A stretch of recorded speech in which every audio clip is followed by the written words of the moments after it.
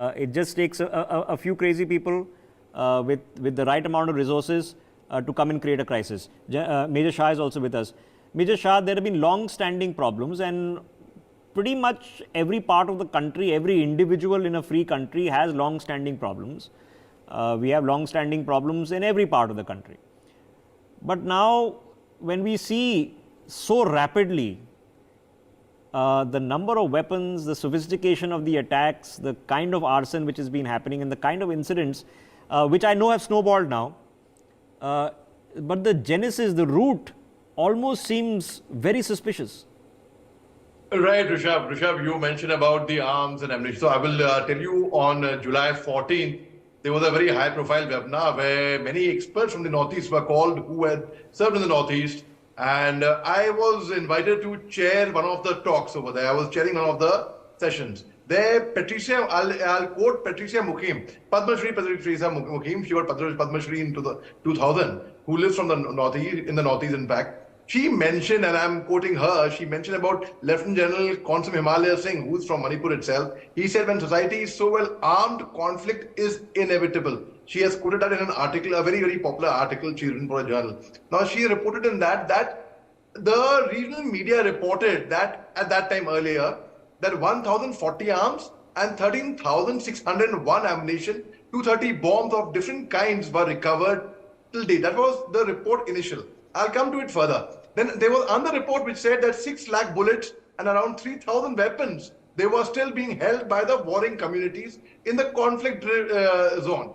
Now, if I take it on further, then she has mentioned about the 303 rifles, the medium machine guns, the AK assault rifles, carbines, INSAS, light machine guns, INSAS rifles, M16, MP5. They were the major weapons which were taken out from the armory of the Manipur Police Training Center. And she has mentioned which battalions. She mentioned 2 battalions in her article over there. Then there were also further reports that there were 4,537 arms in the same article I'm telling about, and 6.32 lakh rounds of ammunition they had gone missing. And then the battalion she mentioned was 7th Indian Reserve Battalion and 8 Manipur Rifles.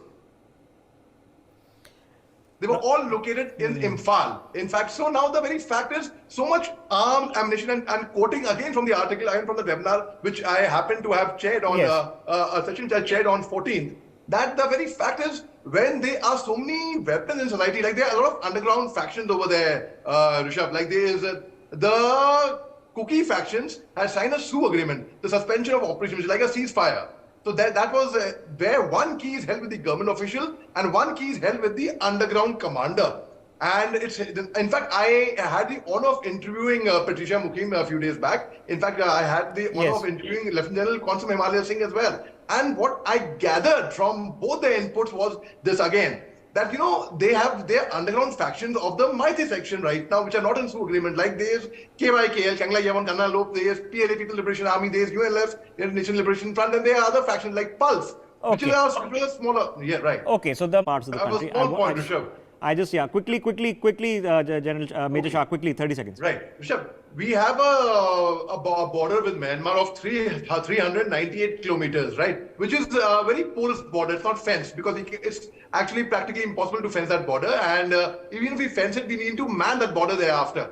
I hope and I wish that border gets fenced. That's one problem. Now, the very fact that there's a pact between India and Myanmar, where because there are a lot of people from their tribe, their affinity is there. Okay, so Major Shah, let's be realistic. Myanmar is in no capacity in the capital to enforce any pact with India on the Indo-Myanmar border. They can't do it. They can't operationalize. We can.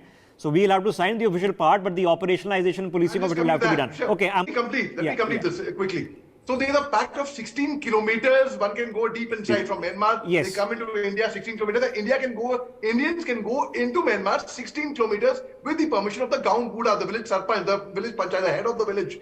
Through writing, that's it. No passport, no visa required. Now the very fact is, how do we monitor a person is entering into 16 kilometers? Supposing a Mayank, like you, a Mayank means outside Manipur. If we go to Manipur, we need an RAP, restricted area permit, we need an ILP, inner land permit.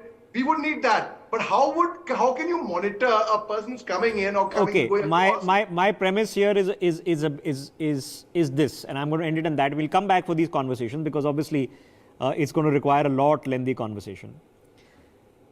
Who are suffering is the people of Manipur. Okay, now it doesn't make a difference which community.